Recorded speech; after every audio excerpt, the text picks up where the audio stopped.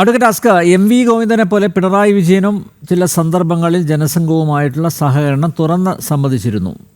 അന്നൊന്നുമില്ലാത്ത വിവാദം ഉപതെരഞ്ഞെടുപ്പിന് തൊട്ട് മുമ്പ് സൃഷ്ടിക്കപ്പെട്ടത് മണ്ഡലത്തിൻ്റെ പൊതു സ്വഭാവം കണക്കിലെടുത്തും അതുപോലെ ന്യൂനപക്ഷത്തെ കയ്യിലെടുക്കാനും അല്ലേ? ശ്രീ അന്നമ്പിയത്തിൽ ഒരു വ്യത്യസ്തമായ നിലപാടാണ് സഖാവ് എം.വി. ഗോവിന്ദൻ അക്കാര്യത്തിൽ എടുത്തിട്ടുള്ളത്. എം.വി. ഗോവിന്ദൻ പറഞ്ഞ വാക്കുകളെ തെറ്റിദ്ധരിക്കുകയും വളച്ചൊടിക്കുകയും മാധ്യമങ്ങൾ ചെയ്തു എന്നുള്ളതാണ്. അദ്ദേഹത്തിന്റെ അഭിമുഖത്തിന്റെ പൂർണ്ണ രൂപം മനസ്സിലാക്കിയാൽ അദ്ദേഹം അത്തരമൊരു നിലപാട് RSSുമായി ബാന്ധവമുണ്ടായിരുന്നു എന്ന അർത്ഥത്തിലുള്ള നിലപാടല്ല എടുത്തതെന്ന് അദ്ദേഹം അടുത്ത ദിവസം പത്രസമ്മേളനത്തിൽ വിശദീകരിക്കും. പിണറായി വിജയൻ നേരിട്ട് ഈ വിഷയത്തെ സംബന്ധിച്ച് അഡ്വക്കേറ്റ് അസ്ക, അദ്ദേഹത്തോടുള്ള ചോദ്യത്തിൽ RSS എന്ന് പരാമർശിക്കപ്പെട്ടിട്ട് പോലുമില്ല. അങ്ങനെ പരാമർശമില്ലാതെയാണ് RSSനെ ചിത്രത്തിലേക്ക് എം.വി. ഗോവിന്ദൻ കൊണ്ടുവരുന്നത്. അങ്ങനെ കൊണ്ടുവന്നത് മനഃപൂർവ്വമല്ലേ? അതിന് പിന്നിൽ ഒരു ഉദ്ദേശമില്ലേ എന്നുള്ളതാണ് ചോദ്യം. അല്ല, അങ്ങ് മനസ്സിലാക്കൂ, കഴിഞ്ഞ തെരഞ്ഞെടുപ്പിലടക്കം 10,000-ൽ താഴെ വോട്ടുകൾ മാത്രമാണ് BJP അല്ലെങ്കിൽ NDA മുന്നണി എന്ന നിലയിൽ നിലമ്പൂർ മണ്ഡലത്തിലുള്ളത്. അത്തരം ഒരു മണ്ഡലത്തിലെ 10,000-ൽ താഴെ മാത്രം വോട്ടുകൾ ഉള്ള ഒരു മണ്ഡലത്തിൽ ഉപതെരഞ്ഞെടുപ്പ് നടക്കുന്ന ഘട്ടത്തിൽ RSSനെ വലിച്ചിഴക്കുന്നത് കൊണ്ട് ഒരു 100 വോട്ടെങ്കിലും അധികം ഇടതുപക്ഷത്തിന് ലഭിക്കുമെന്ന ചിന്ത എം.വി. ഗോവിന്ദനെ പോലുള്ള പരിണിത പ്രജ്ഞനായ ഒരു രാഷ്ട്രീയ നേതാവിൽ നിന്ന് ഉണ്ടാകുമോ എന്നുള്ളതാണ് എന്റെ സംശയം. അപ്പൊ പിന്നെ സ്വരാജിനെ തോൽപ്പിക്കാനായിരിക്കും? ഒരിക്കലല്ല. ഈ 100 വോട്ട് തിരികെ UDF-ൽ ചെന്നാൽ സ്വരാജിനെ തോൽപ്പിക്കാനാവോ? സ്വരാജിനെ തോൽപ്പിക്കാനാവില്ല. കഴിഞ്ഞ 72% പോളിംഗ് നടന്നിരിക്കുന്ന ഒരു മണ്ഡലത്തിൽ, ആ മണ്ഡലത്തിൽ കഴിഞ്ഞ 9 കൊല്ലക്കാലം ഇടതുപക്ഷം ആർജിച്ച സംസ്ഥാനത്തെ ഭരണ നേട്ടങ്ങൾ എണ്ണി പറഞ്ഞുകൊണ്ടാണ് വീട് വീടാന്തരം കാര്യങ്ങൾ നടത്തിയിട്ടുള്ളത്. ഉണ്ടായിരുന്നില്ലെന്നാണ് ശ്രീകുമാർ സാർ പറഞ്ഞത്. അല്ല, അത് അദ്ദേഹത്തിന് അങ്ങനെ പറയാനല്ലേ നിവൃത്തിയുള്ളൂ. അദ്ദേഹത്തിന്റെ നിലപാടുകൾ അങ്ങനെയല്ലേ എടുക്കാൻ കഴിയുള്ളൂ. 2,000 കോടി രൂപയാണ് കഴിഞ്ഞ 9 കൊല്ലത്തിനിടയിൽ നിലമ്പൂർ മണ്ഡലത്തിൽ മാത്രം ചിലവാക്കിയിട്ടുള്ളത്. 290 കോടി രൂപ നിലമ്പൂരിലെ റോഡുകൾക്ക് വേണ്ടി മാത്രം സംസ്ഥാന സർക്കാർ ചിലവാക്കിയിട്ടുണ്ട്. ഞാൻ 10 കൊല്ലം മുമ്പ് നിലമ്പൂർ പോകുന്ന അവസ്ഥയിലായിരുന്നില്ല. ഇപ്പോ ഈ ഉപതെരഞ്ഞെടുപ്പുമായി ബന്ധപ്പെട്ട് നിലമ്പൂർ പോയപ്പോ അവിടുത്തെ റോഡുകളുടെ അവസ്ഥ, അവിടുത്തെ സ്കൂളുകളുടെ അവസ്ഥ, അവിടുത്തെ ആശുപത്രികളുടെ അവസ്ഥ, ആ അവസ്ഥയെ കൃത്യമായി ബോധ്യമുള്ളവരാണ് നിലമ്പൂരിലെ ജനങ്ങൾ. കൊണ്ടുപോകൂലേ? അല്ല, ആ ക്രെഡിറ്റ് അല്ല, അതിൽ ഏറ്റവും കാര്യം അതെന്താ, അൻവറിന്റെ മാത്രം വ്യക്തിത്വത്തിൽ അൻവർ തന്നെ പറഞ്ഞിട്ടുണ്ട്, കഴിഞ്ഞ 9 കൊല്ലത്തിനിടയിൽ മുഖ്യമന്ത്രി പിതൃതുല്യവും വാത്സല്യത്തോടു കൂടി എന്റെ മണ്ഡലത്തിലേക്ക് അദ്ദേഹം നടത്തിയിട്ടുള്ള വികസന പ്രവർത്തനത്തിന്റെ സഹായത്തെ സംബന്ധിച്ച് അദ്ദേഹം തന്നെ നന്ദി അറിയിച്ചുകൊണ്ട് അനുസ്മരിച്ചുകൊണ്ട് അദ്ദേഹം തന്നെ പലപ്പോഴും പറഞ്ഞിട്ടുണ്ട്. അത് നമ്മുടെ പൊതുമണ്ഡലത്തിലുണ്ട്. അൻവറിനെ നമുക്ക് ഒരു തരത്തിലും അങ്ങനെ രാഷ്ട്രീയത്തിൽ ഒരു രാഷ്ട്രീയ നേതാവായി പോലും ഒരു രാഷ്ട്രീയ വിദ്യാർത്ഥിയായി പോലും അദ്ദേഹത്തെ ഉൾക്കൊള്ളാനാവില്ല. കാരണം അദ്ദേഹത്തിന്റെ നിലപാടുകൾ അങ്ങനെയാണ്. അങ്ങനെ അല്ലായിരുന്നുവെങ്കിൽ ഒരുപക്ഷെ അദ്ദേഹം ഉന്നയിച്ച ആരോപണങ്ങൾ ഉറച്ചു നിൽക്കുകയായിരുന്നുവെങ്കിൽ ഇന്ന് നിലമ്പൂർ ഉപതെരഞ്ഞെടുപ്പിലെ തെരഞ്ഞെടുപ്പ് ഫലം മറ്റൊന്നാകുമായിരുന്നു എന്ന് കരുതുന്ന ഒരാളാണ്. കാരണം അൻവർ UDF-നൊപ്പം നിൽക്കുകയും VS ജോയി അവിടെ ഉപതെരഞ്ഞെടുപ്പിൽ സ്ഥാനാർത്ഥിയാവുകയും ഒക്കെ ചെയ്തിരുന്നു എങ്കിൽ ഒരു കടുത്ത മത്സരം ആയി ഇടതുപക്ഷത്തിന് ആ മത്സരത്തെ വിലയിരുത്തേണ്ടി വന്നേനെ. പക്ഷെ ഇപ്പൊ ആ സാഹചര്യമൊക്കെ മാറിയിട്ടുണ്ട്. ഏതൊരു ഉപതെരഞ്ഞെടുപ്പിലും ഒരു ആന്റി ഇൻക്യുബേഷൻ ഫാക്ടേഴ്സ് ഉണ്ട്. ആ ആന്റി ഇൻക്യുബേഷൻ ഫാക്ടേഴ്സിനെ കൃത്യമായി ആ ഭരണവിരുദ്ധ വികാരത്തെ വികേന്ദ്രീകരിക്കുന്നതിന് അൻവറിന്റെ സാന്നിധ്യം കൊണ്ട് കഴിയുന്നു. അൻവറിന് ലഭിക്കുന്ന വോട്ടുകൾ മുഴുവൻ ഇടതുപക്ഷത്തിന്റെ പക്കൽ നിന്ന് വരുന്നതല്ല. ഇടതുപക്ഷ പ്രവർത്തകരെ സംബന്ധിച്ചിടത്തോളം അൻവർ നാളിതുവരെ ഒപ്പം നിന്നപ്പോൾ ഉണ്ടായിരുന്നതിനപ്പുറം അദ്ദേഹത്തെ പുറത്തു പോകുമ്പോൾ അദ്ദേഹം പറഞ്ഞു വിട്ടുപോയ വാക്കുകൾ, അദ്ദേഹത്തിന്റെ പ്രവൃത്തികൾ ഒക്കെ വലിയ അമർഷം നിലമ്പൂരിലെ മണ്ഡലത്തിൽ തന്നെയുണ്ട്.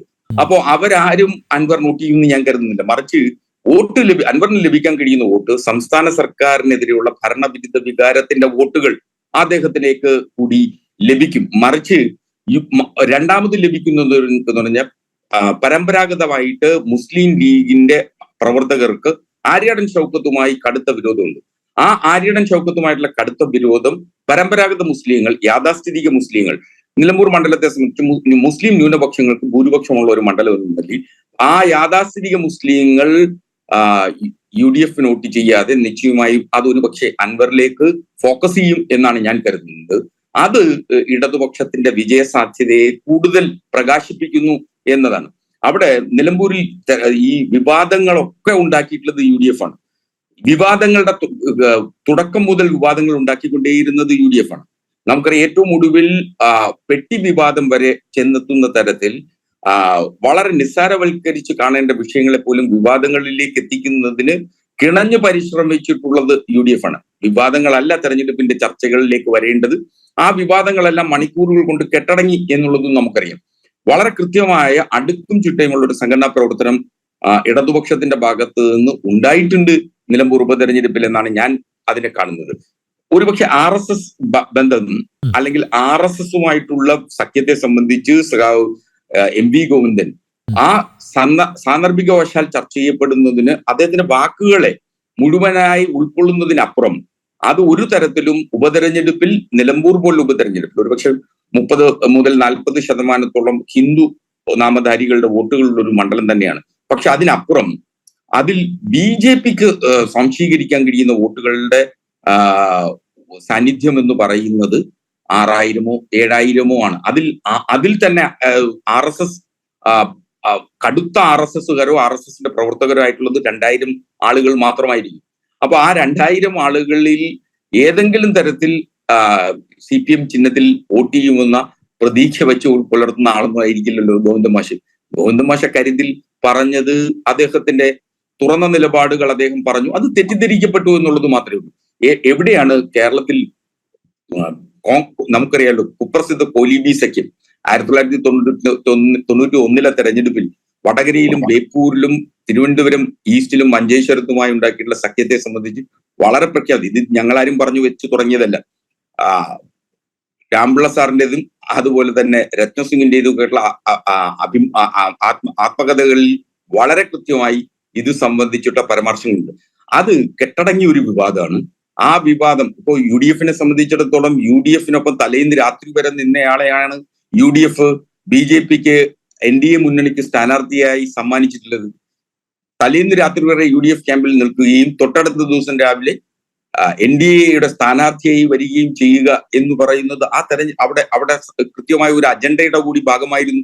അത് ഒരുപക്ഷെ കോൺഗ്രസ് BJP ബാന്ധവമാണ് അല്ലെങ്കിൽ UDF BJP ബാന്ധവമാണെന്ന് ആരെങ്കിലും സംശയിച്ചു പോയാൽ അവരെ കുറ്റപ്പെടുത്താനും ആവില്ല. അഡ്വക്കേറ്റ് അസ്ക, ഗോവിന്ദൻ മാഷയ്ക്ക് തെറ്റൊന്നും പറ്റിയിട്ടില്ലെങ്കിൽ പിന്നെ എന്തിനാണ് പിണറായി വിജയൻ വാർത്താ സമ്മേളനം നടത്തിയത്?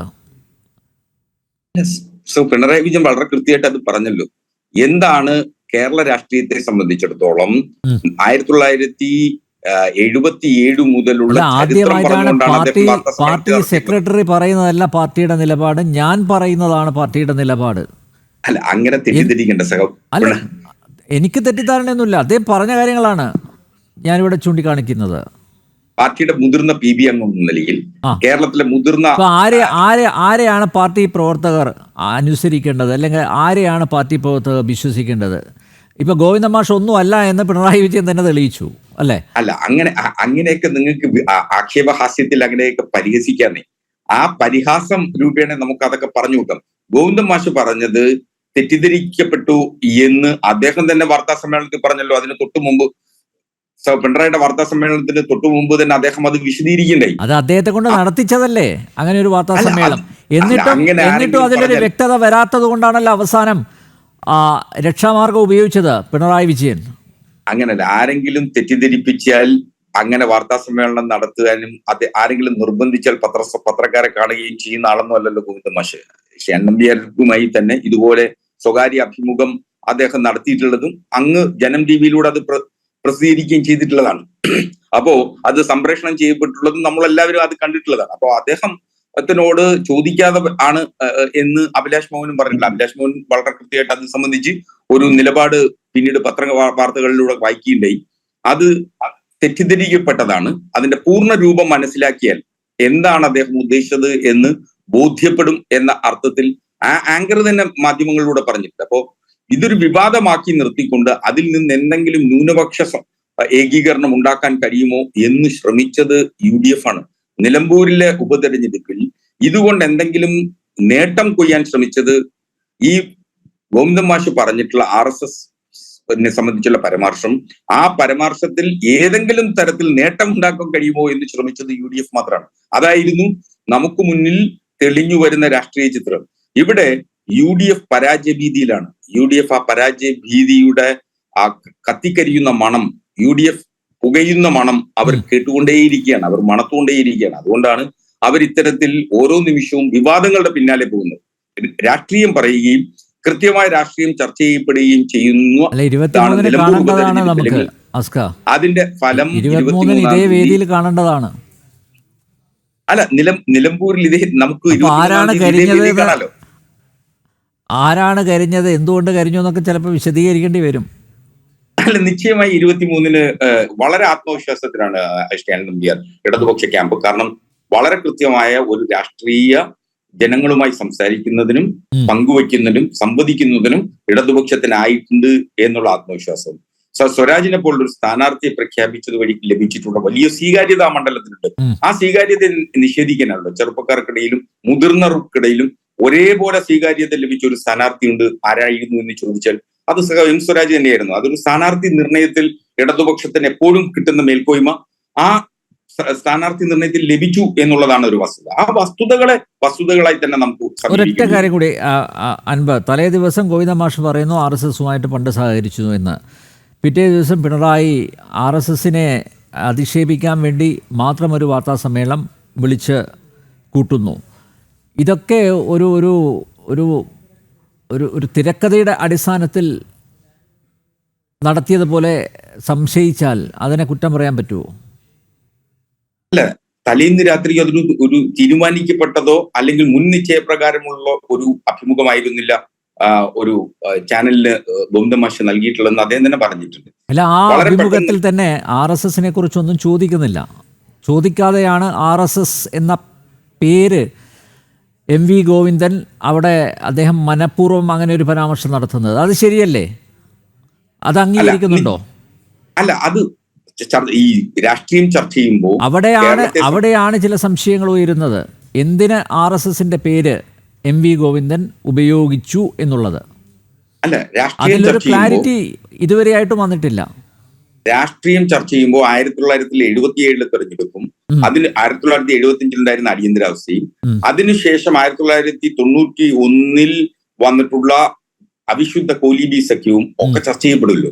ആ ചർച്ച ചെയ്യപ്പെടുന്നതിന്റെ ഭാഗമായി പാർട്ടി സെക്രട്ടറി അദ്ദേഹം പറഞ്ഞു വെച്ചതാണ്.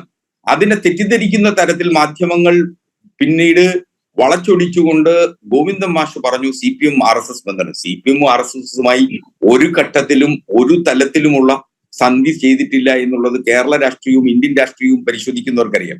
അപ്പോ അങ്ങനെ ആരോപണം ഉന്നയിക്കും. ഇപ്പൊ ഏറ്റവും ഒടുവിൽ തന്നെ ഈ ഉപതെരഞ്ഞെടുപ്പിന് തൊട്ട് മുൻപ് വരെ UDF കേരളത്തിൽ ആരോപിച്ചുകൊണ്ടിരുന്നത് എന്താ? BJPയുമായി ഒരു ഡീൽ CPM ഉണ്ടാക്കിയിരിക്കുന്നു. അത് മുഖ്യമന്ത്രിയെയും മുഖ്യമന്ത്രിയുടെ മകളെയും രക്ഷിക്കുന്നതിന് വേണ്ടിയിട്ടാണ്. കരിവന്നൂർ കേസിൽ കുറ്റപത്രം നൽകാതിരിക്കുന്നതിന് വേണ്ടിയാണ്. പക്ഷേ ED CPMനെ അടക്കം പ്രതി ചേർത്തുകൊണ്ട് ഇന്ത്യയുടെ ചരിത്രത്തിൽ ED 2 തവണയാണ് ഒരു രാഷ്ട്രീയ പ്രസ്ഥാനങ്ങളെ പ്രതി ചേർക്കപ്പെട്ടിട്ടുള്ളത്. ഒന്ന് ഡൽഹിയിൽ ആം ആദ്മി പാർട്ടിക്കെതിരെ നൽകിയിട്ടുള്ള കുറ്റപത്രത്തിലും ഇവിടെ കേരളത്തിൽ കരിവന്നൂർ ബാങ്ക് കേസുമായി ബന്ധപ്പെട്ടിട്ടുള്ള കുറ്റപത്രത്തിലുമാണ് 2 തവണ ഇത്തരത്തിൽ രാഷ്ട്രീയ പാർട്ടിയെ പ്രതി ചേർക്കുന്നത്. CPMനെ പ്രതി ചേർത്തുകൊണ്ട് ഒരു കുറ്റപത്രം നൽകിയിട്ടുള്ള അല്ല, നിശ്ചയമായി അത് സുപ്രീം കോടതിയിൽ ഒരു ആം ആദ്മി പാർട്ടിയുടെ ഒരു കേസുമായി ബന്ധപ്പെട്ട് സുപ്രീം കോടതിയിൽ ED കേട്ട തിരിച്ചടിയെ തുടർന്നാണ് രാഷ്ട്രീയ പാർട്ടികളെ കൂടി പ്രതി ചേർക്കുന്ന തലത്തിലേക്ക് ED എത്തിയിട്ടുള്ളത്. നിശ്ചയമായി അത് നിയമപരമായ വഴികൾ മാത്രമാണ്. അപ്പൊ അതൊരു ബാന്ധവമുണ്ട്. കരിവന്നൂർ കേസിൽ CPM നേതാക്കന്മാരെ രക്ഷിക്കുന്നതിന് വേണ്ടി നടത്തിയിട്ടുള്ള ഇടപെടലുകളുണ്ട് എന്ന അർത്ഥത്തിലുള്ള പ്രചരണം അതോടുകൂടി അവസാനിക്കുകയായിരുന്നല്ലോ. അന്ന് വരെ അതാണ് ഞാൻ പറഞ്ഞു വരുന്നത്. കേരള രാഷ്ട്രീയത്തിൽ കഴിഞ്ഞ 9 കൊല്ലങ്ങൾക്കിടയിൽ UDF ഉയർത്തിക്കൊണ്ടുവന്ന ഒരു ആരോപണത്തെയും ശക്തിയുക്തമായി തെളിയിക്കുന്നതിനോ വസ്തുതകൾ അവതരിപ്പിക്കുന്നതിനോ UDFനായിട്ടില്ല. അതെല്ലാം ചായക്കോപ്പയിലെ കൊടുങ്കാറ്റുകളായി അവസാനിച്ചു പോയിരിക്കുന്നു ഓരോ ഘട്ടത്തിലും. അതാണ് UDFനും കേരളത്തിലെ പ്രതിപക്ഷത്തിന് സംഭവിച്ച ഏറ്റവും വലിയ പരാജയം. അപ്പോഴും RSSനെ എന്തിന് ഈ ചിത്രത്തിലേക്ക് കൊണ്ടുവന്നു എന്നതിനൊരു ഉത്തരം എനിക്ക് ലഭിച്ചിട്ടില്ല.